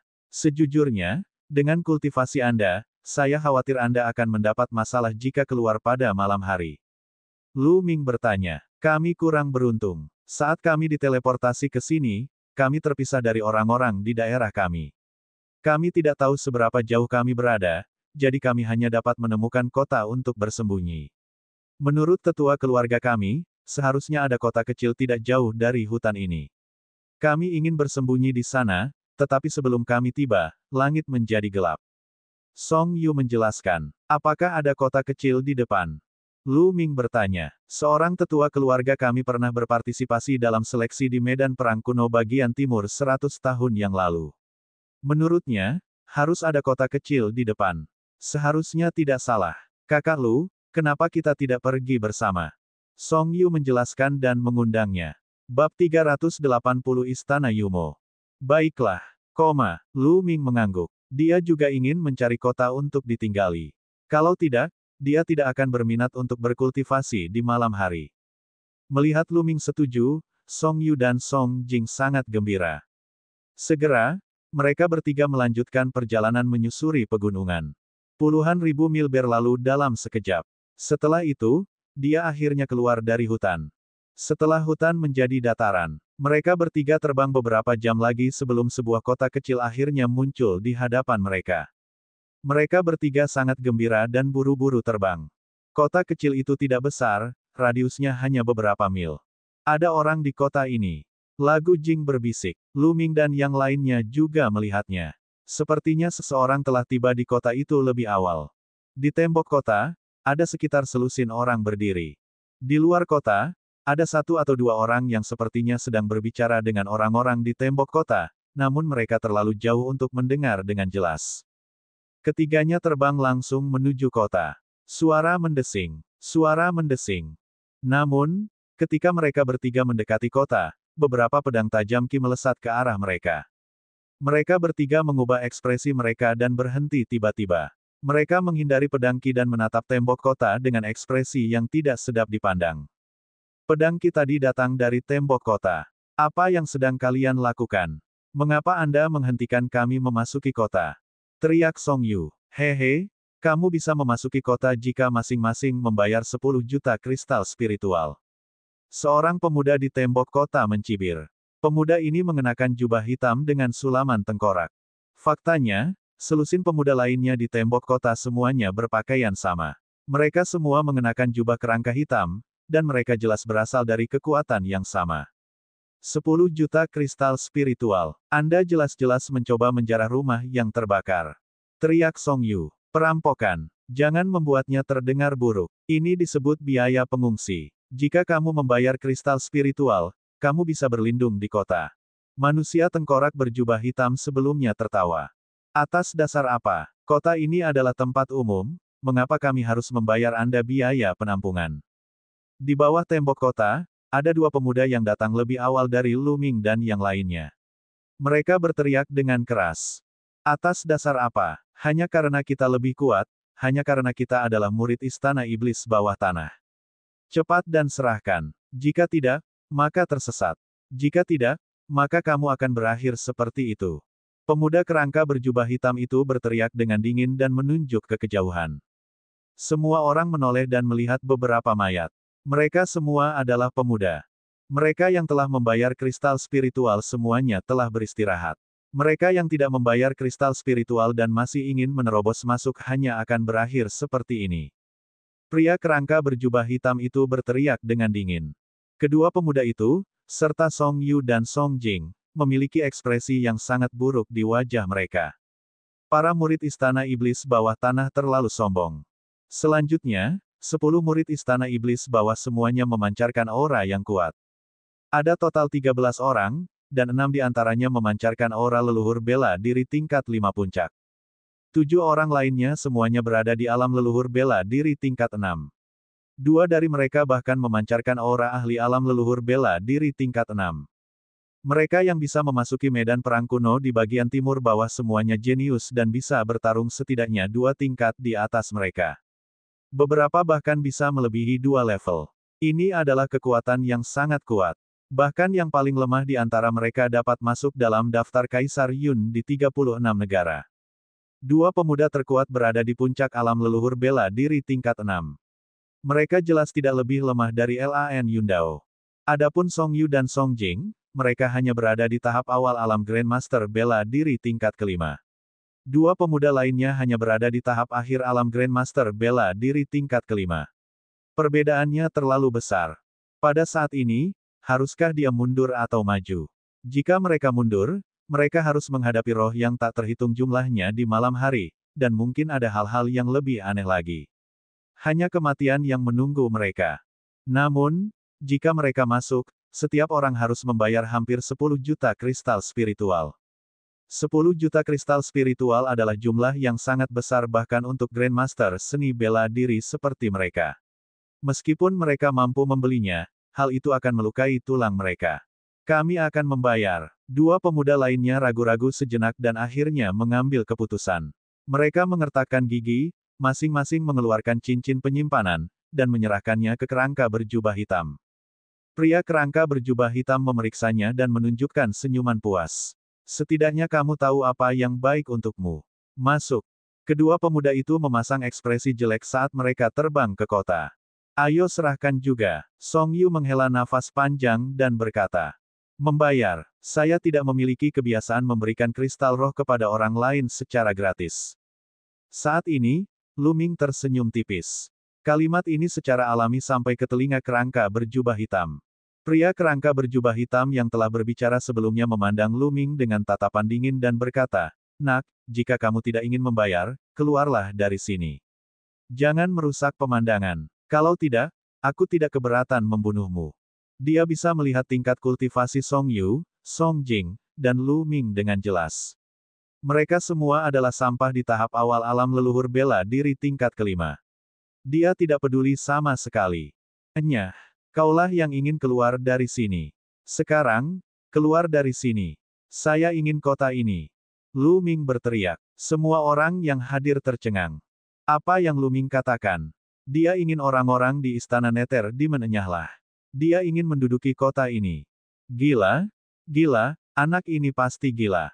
Bahkan Song Yu dan Song Jing pun terkejut. Apa yang sedang dilakukan Lu Ming? Mungkinkah dia ingin bertarung melawan orang-orang dari Istana Iblis bawah tanah?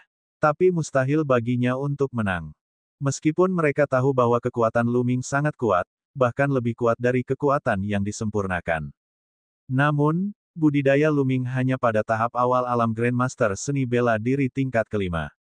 Tidak peduli seberapa kuat kekuatan tempurnya, bahkan jika dia adalah seorang jenius tingkat ketiga yang langka, mustahil baginya untuk menandingi orang-orang dari Istana Iblis bawah tanah ini. Sebenarnya ada istilah umum untuk para jenius yang bisa melintasi level dan bertarung. Mereka disebut jenius dalam beberapa pertempuran. Misalnya, mereka yang bisa melewati satu level untuk bertarung disebut jenius dalam satu pertempuran, mereka yang bisa melewati dua level untuk bertarung disebut jenius dalam dua pertempuran, dan mereka yang bisa melewati tiga level untuk bertarung disebut jenius dalam tiga pertempuran. Tentu saja, pertarungan lintas level di sini hanya terjadi di ranah Grandmaster seni bela diri. Sedangkan untuk alam lainnya, mereka tidak disebut demikian. Mayoritas jenius yang tiada taranya adalah jenius kelas 2. Hanya ada sedikit orang yang bisa melampaui kejeniusan Perang Dunia Kedua. Dan mereka yang bisa mencapai level 3 jenius pertempuran bahkan lebih jarang lagi. Misalnya, Lan Yundao, Li Qiushui, dan bahkan Tuan Muda Tian dia berada di antara Perang Dunia Kedua dan Perang Dunia Ketiga. Lu Ming berspekulasi bahwa Jian Fengyun mungkin adalah seorang jenius yang terdiri dari 3 orang. Nak, apa katamu? Manusia tengkorak berjubah hitam mengira dia salah dengar. Sudah kubilang padamu, pergilah. Lu Ming mengulangi. Hahaha, kamu ingin kami tersesat. Hanya berdasarkan sepotong sampah di tahap awal alam leluhur bela diri level 5, Anda pasti mati hari ini. Sekalipun Anda jenius, Anda tetap akan mati hari ini. Bunuh dia. Pria kerangka berjubah hitam itu melambaikan tangannya. Mati. Segera, seorang murid Istana Iblis bawah terbang keluar, dan cahaya pedang tajam diarahkan ke tenggorokan Lu Ming. Pemuda ini memiliki kultivasi di puncak alam Grandmaster seni bela diri tingkat kelima. Dia adalah seorang jenius Perang Dunia Kedua. Kecuali Lu Ming adalah seorang jenius Perang Dunia Ketiga, dia pasti akan mati. Kaulah yang akan mati. Lu Ming berteriak dingin dan maju selangkah. Pada saat yang sama, sinar tombak meledak. Puci. Cahaya tombak langsung menembus dada pemuda Istana Yumo. Anak muda dari Istana Iblis bawah berteriak kesakitan saat tubuhnya terlempar oleh cahaya tombak. Dengan dentang, dia terjebak di tembok kota. Sebuah tombak telah membunuh jenius alam leluhur bela diri puncak tingkat kelima. Bab 381 Satu langkah menuju kematian. Apa? Bagaimana mungkin? Mata semua orang membelalak. Keributan di sini telah membuat khawatir orang-orang di kota. 7 atau 8 orang terbang ke langit untuk menonton. Orang-orang ini jelas telah membayar 10 juta kristal spiritual untuk berlindung di kota. Betapa beraninya. Pria kerangka berjubah hitam itu meraung. Mata para pemuda lain dari Istana Iblis kegelapan menjadi dingin juga. Aura kuat keluar dari tubuh mereka dan menekan ke arah Lu Ming. Untuk dapat membunuh seorang jenius tingkat kedua Grandmaster seni bela diri 5 dan puncak dengan satu serangan tombak, dia jelas merupakan seorang jenius tingkat ketiga. Berat, kamu berani membunuh orang-orang di Istana Iblis bawahku. Bahkan jika kamu jenius dalam 3 pertempuran, kamu akan mati hari ini. Salah satu pemuda dari Istana Iblis bawah berteriak dengan dingin. Aura yang dia pancarkan sangat menakutkan. Itu telah mencapai puncak alam leluhur bela diri tingkat 6. Dia dan pria kerangka berjubah hitam yang telah berbicara sebelumnya adalah 2 pemuda terkuat di antara 10 pemuda dari Istana Iblis bawah tanah. Ah, benarkah? Kalau begitu mari kita lihat siapa yang membunuh siapa. Lu Ming memegang tombak di satu tangan dan berjalan menuju kota, selangkah demi selangkah. Membunuh. Ayo serang bersama dan bunuh dia. Pria kerangka berjubah hitam itu melambaikan tangannya. Seketika, selusin pemuda dari istana iblis bawah tanah melolong dan tubuh mereka bersinar dengan cepat. Cahaya hitam terpancar dari tubuh mereka saat mereka menebas Lu Ming dengan pedang mereka. Dengan lebih dari selusin ahli bergandengan tangan, bahkan ahli biasa di tahap awal alam leluhur bela diri ke-9 akan langsung hancur berkeping-keping. Bahkan jika Lu Ming adalah seorang jenius tingkat 4, dia akan tetap mati, apalagi seorang jenius tingkat 3. Namun, mungkinkah dia memenangkan 4 pertarungan? Namun, mereka tidak akan pernah menyangka bahwa Lu Ming sudah menjadi jenius tingkat 4 sebelum kekuatan anginnya menembus tahap kesuksesan yang fenomenal. Sekarang, dia telah melampaui level 4. 9 naga menginjak-injak langit. Lu Ming mendesis panjang dan sosoknya melonjak ke langit. Dia kemudian mengambil satu langkah ke depan. Langkah ini menggabungkan kekuatan angin dan api. Ledakan. Seolah-olah 9 naga telah melangkah ke langit dan mengamati dunia. Langkah ini, berapapun jumlah orangnya, meledak. Bang! Bang! Lusinan jenius dari istana iblis bawah, yang berada di bawah alam leluhur bela diri tingkat 6, tubuh mereka meledak. Mereka bahkan tidak sempat berteriak. Adapun mereka yang berada di atas alam leluhur bela diri ke-6, mereka semua memuntahkan seteguk besar darah. Tubuh mereka retak dan tidak diketahui berapa banyak tulang yang patah. Bahkan 2 jenius di puncak alam leluhur bela diri tingkat 6 memuntahkan seteguk darah dan mundur. Ini, Song Yu, Song Jing, dan selusin pemuda yang memasuki kota untuk berlindung semuanya menatap dengan mata terbuka lebar. Mulut mereka terbuka lebar, dan mereka tidak bisa menahan diri untuk tidak terkesiap. Pemandangan itu terlalu mengerikan. Dengan satu langkah, selusin jenius dari istana iblis bawah tanah tewas atau terluka. Bahkan 2 jenius di puncak alam leluhur bela diri tingkat 6 memuntahkan darah. Yang terpenting, Lu Ming baru berada di fase awal alam Grandmaster seni bela diri tingkat ke-5. Bagaimana ini mungkin? Berapa banyak pertempuran yang harus dia lawan? Bagaimana bisa ada ahli seperti itu di dunia ini? Sial, sial, ayo. Pria ini adalah monster yang tiada taranya. Ayo pergi dulu dan tunggu kakak senior Yue dan yang lainnya kembali sebelum membunuhnya. Pria kerangka berjubah hitam itu meraung. Dia hanya takut karena akalnya. Kamu ingin pergi sekarang? Sudah terlambat. Lu Ming mencibir dan kemudian mengambil satu langkah ke depan. 9 naga menginjak-injak langit. Ledakan. Langit dan bumi berguncang. Murid istana iblis kegelapan yang terluka parah di alam Grandmaster seni bela diri tingkat 6 berteriak kesakitan. Tubuh mereka tidak tahan lagi dan meledak.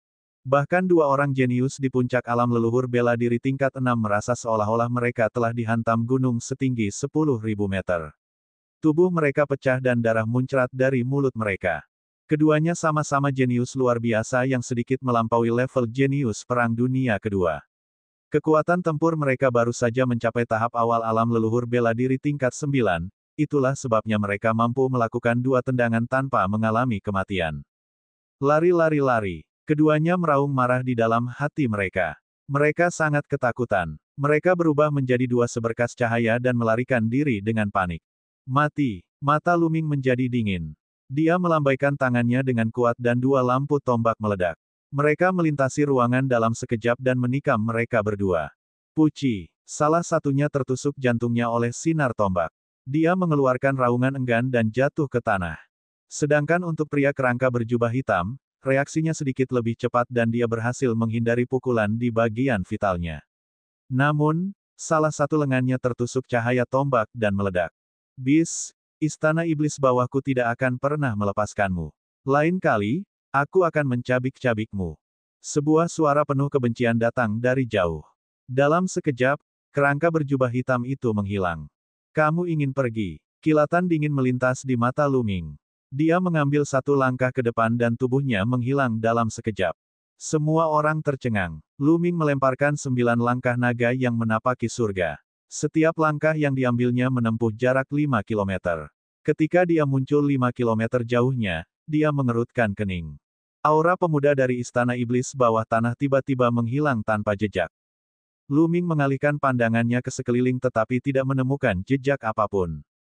Sepertinya pihak lain telah mengembangkan semacam teknik budidaya atau memiliki semacam harta karun. Dia menyembunyikan auranya dan menyembunyikan jejaknya. Lu Ming mencari sejenak tetapi masih tidak dapat menemukan jejak apapun. Dia tidak punya pilihan selain menyerah dan kembali ke kota.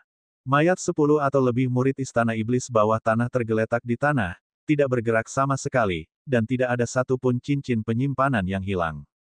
Orang-orang di kota tidak berani menyentuhnya karena itu adalah rampasan perang Lu Ming. Dalam sekejap, Lu Ming menyimpan cincin penyimpanan para pemuda dari Istana Iblis bawah tanah. Di saat yang sama, dia juga melahap esensi darah mereka. Lu, kakak Lu. Saat ini, Song Yu dan Song Jing terbang. Song Yu memandang Lu Ming dengan rasa hormat. Saudaraku Song, ayo masuk kota dulu, kata Lu Ming.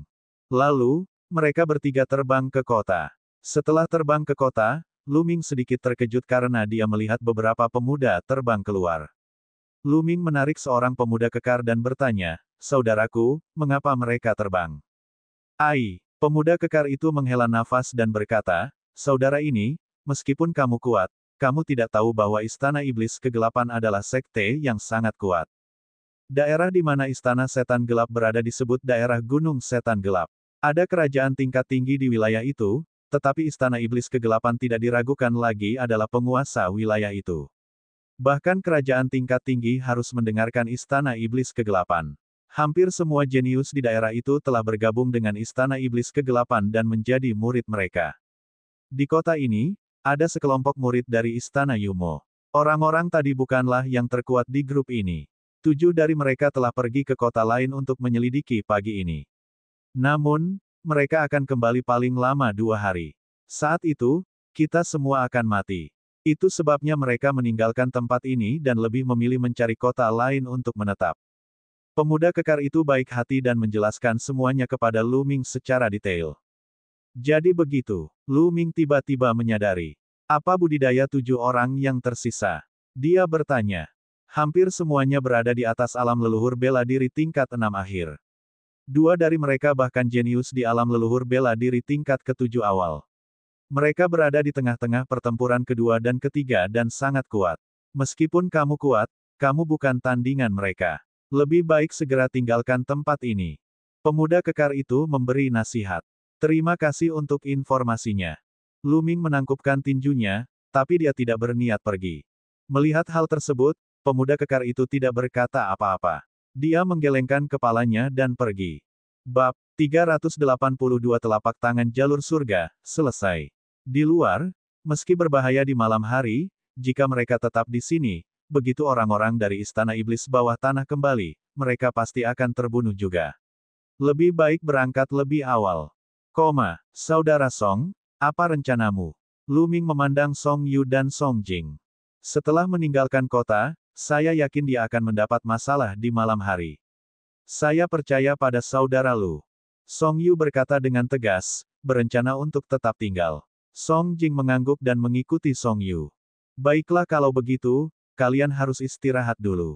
Lu Ming tersenyum tipis. Dia kemudian secara acak menemukan sebuah kamar di kota dan duduk bersila. Baru-baru ini, pemahamannya tentang telapak tangan jalur surga menjadi semakin dalam, dan dia merasa bahwa dia dapat membuat terobosan kapan saja. Begitu dia mendapat terobosan di jalur surga, dia akan melakukan gerakan mematikan lainnya. Dalam benaknya, aura yang dia ingat dari gerbang surga terus mengalir. Dia tidak tahu kenapa, tapi seiring berjalannya waktu, auranya menjadi semakin lemah. Diperkirakan Lu Ming akan segera melupakan auranya. Ya, dia sudah lupa. Dia telah menghilang dari ingatannya. Oleh karena itu, dia harus menguasai jalur surgawi dalam jangka waktu ini. Lu Ming menutup matanya dan terus memahaminya. Aura di gerbang surga dan telapak tangan jalur surgawi terus-menerus menguatkan dan mempertimbangkan satu sama lain. Pemahaman Lu Ming tentang telapak tangan surgawi semakin dalam. Dia merasa hanya ada selapis kertas di antara mereka. Selama dia bisa menembus lapisan kertas ini, Lu Ming akan berhasil mengolah telapak tangan Dao surgawi. Waktu berlalu, dan malam perlahan tiba. Langit dan bumi kembali gelap, dan langit dipenuhi awan gelap. Gah gah gah. Di dunia luar, tangisan aneh terus terdengar. Itu sangat menakutkan. Lu Ming mengakhiri kultivasinya dan keluar dari kamarnya. Dia melihat ke kejauhan dan bisa melihat banyak bayangan hitam berkelap-kelip di luar kota. Namun, kota tersebut memancarkan lapisan cahaya kabur, seperti setengah lingkaran, yang menyelimuti seluruh kota. Para roh sepertinya sangat takut dengan cahaya ini. Mereka berkeliaran di luar dan tidak berani masuk. Pancaran cahaya ini dibentuk oleh formasi prasasti. Para ahli tertinggi dari Istana Surgawi Surga Empyrean telah menyiapkan formasi tertinggi di semua kota di medan perang kuno dunia bawah untuk memfasilitasi kelancaran seleksi. Lu Ming melihat bahwa di kota itu, selain Song Yu dan Song Jing, masih ada beberapa orang yang belum pergi, termasuk pemuda kekar itu. Dia telah kembali. Dia melihat Lu Ming dan tersenyum cerah. Lu Ming memperhatikan sebentar dan kembali ke kamarnya untuk mulai memahami telapak tangan Dao Surgawi. Segera, 1 hari telah berlalu. Ketika malam tiba keesokan harinya, mata Lu Ming tiba-tiba bersinar. Dia akhirnya membuat terobosan besar dalam pemahamannya tentang telapak tangan jalur surga. Ia merasa telah berhasil memahaminya. Saya akan keluar dan mengujinya siang hari. Setelah itu, Lu Ming terus memahami dan memperdalam pemahamannya tentang telapak tangan jalan surgawi. Waktu berlalu, dan segera, kegelapan surut, dan terang kembali ke dunia. Lu Ming meninggalkan kota dan terbang ke kejauhan. Segera, dia tiba di sebuah gunung besar. Telapak tangan jalur surga. Tiba-tiba, Lu Ming berteriak dan menepukkan telapak tangannya ke arah langit. Bas! Gelombang tak terlihat menyebar dari telapak tangan Lu Ming. Kemudian, cetakan telapak tangan besar terbentuk di langit. Cetakan telapak tangan ini transparan, seperti telapak tangan manusia, namun memiliki 9 jari. Cetakan telapak tangan itu memiliki panjang dan lebar puluhan meter. Ia turun dari langit dan menghantam puncak gunung setinggi 1000 meter. Ledakan. Dengan ledakan yang menghancurkan bumi, gunung setinggi 1000 meter itu meledak. Semua pohon dan batu musnah dan berubah menjadi debu. Itu tidak meledak menjadi kerikil, tapi langsung dimusnahkan. Dalam sekejap mata, gunung setinggi 1000 meter lenyap. Kekuatan yang sangat kuat, bahkan Lu Ming sendiri agak tercengang. Buku rahasia telapak tangan 3 jalur mencatat telapak tangan ketiga, yaitu telapak tangan jalur surga. Sejak zaman dahulu, hanya sedikit orang yang mampu menguasainya. Setelah dikuasai, kekuatannya akan sangat mendekati teknik bela diri tingkat surga. Apalagi itu bukan level pertama atau kedua, tapi kekuatan terkuat bisa langsung ditampilkan. Haha, kekuatan telapak tangan jalur surgawi telah sepenuhnya melampaui langkah pertama dari langkah menghentak surga 9 naga. Itu telah menjadi jurus pembunuh terkuatku. Lu Ming tertawa terbahak-bahak. Kecuali Lu Ming mengembangkan langkah kedua dari 9 langkah-langkah surga naga, dia tidak akan mampu melampaui kekuatan telapak tangan surgawi. Ledakan. Kemudian, Lu Ming mulai berkultivasi lagi. Setiap telapak tangan sangat kuat. Lubang sedalam 100 meter muncul di tanah. Saat menghantam gunung, gunung tersebut meledak dan menghilang. Lu Ming terus menyerang lebih dari 10 kali sebelum dia berhenti. Karena telapak tangan jalur surgawi menghabiskan terlalu banyak energi, dengan kultivasi Lu Ming saat ini, dia hanya bisa melepaskan selusin serangan telapak tangan sebelum ki esensialnya habis. Lu Ming mengeluarkan setumpuk kristal spiritual dan menyerap energinya untuk memulihkan ki esensialnya. 2 jam kemudian, ki esensial Lu Ming telah pulih sepenuhnya. Ayo kembali ke kota dan mencari tahu. Lu Ming tersenyum tipis. Dengan cepat, dia terbang kembali ke kota. Ah! Ketika mereka masih agak jauh dari kota, jeritan menyedihkan terdengar dari kejauhan. Ekspresi Lu Ming berubah, dan dia melaju menuju kota. Saat ini, ada 8 sosok lagi di kota itu. Masing-masing dari mereka mengenakan jubah kerangka hitam. Salah satu dari mereka pucat dan kehilangan lengannya. Dia adalah pria yang melarikan diri dari Lu Ming 2 hari lalu. Ini semua adalah ahli dari Istana Iblis Bawah Tanah. Adapun Song Yu, Song Jing, pemuda kekar dan 5 orang lainnya yang tersisa di kota, mereka semua ditangkap oleh orang-orang dari Istana Nether Demon. Salah satu dari mereka dipotong salah satu lengannya oleh seorang pemuda dari Istana Yumo. Jeritan tadi berasal dari dia. Bicaralah, kemana perginya kecil itu? Pemuda yang melarikan diri 2 hari lalu memasang ekspresi dingin di wajahnya. Dia menatap Song Yu dan yang lainnya seperti hantu yang ganas. Saya benar-benar tidak tahu. Dia masih di sini pagi ini, tapi dia keluar setelah itu. Aku mohon, tolong lepaskan aku. Pemuda yang lengannya terpotong menjerit dengan sedih. Aku akan melepaskanmu. Anda berada di sana dalam pertempuran 2 hari lalu. Karena kamu ada di sana, kenapa kamu tidak membantu kami membunuh itu? Kamu melihatnya. Jika kamu tidak membantu kami, kamu akan dihukum mati. Wajah murid Istana Iblis Bawah yang melarikan diri menjadi dingin. Dengan tebasan pedangnya, kepala pemuda itu terbang. Wajah Song Yu, Song Jing, dan yang lainnya sepucat kertas. Kalian berdua bersekongkol dengan binatang itu. Jangan khawatir, kalian berdua tidak akan mati begitu saja. Aku akan membiarkan kalian berdua merasakan kesakitan terhebat di dunia sebelum aku membiarkanmu mati. Murid Istana Nether Demon yang melarikan diri berkata dengan dingin. Di sampingnya, 7 murid Istana Nether Demon lainnya memandang dengan dingin. Mata mereka sangat dingin. Song Yu dan Song Jing gemetar ketakutan. Haha, apakah kamu takut sekarang? Jika kamu takut, segera pikirkan cara untuk memanggil kecil itu kembali. Murid Istana Iblis Bawah yang melarikan diri itu tertawa terbahak-bahak. Tidak perlu berteriak, aku di sini. Tiba-tiba, suara dingin terdengar dari langit. Semua orang buru-buru melihat ke atas. Lu Ming berdiri tinggi di langit dan melihat ke bawah. Ekspresinya sangat dingin, dan matanya sedingin es. Dia tidak menyangka bahwa orang-orang dari Istana Iblis Bawah Tanah akan tiba begitu cepat setelah dia keluar untuk berkultivasi. Kecil, kamu akhirnya kembali. Setelah murid Istana Iblis Bawah yang melarikan diri tertegun sejenak, dia mengungkapkan ekspresi yang sangat ganas.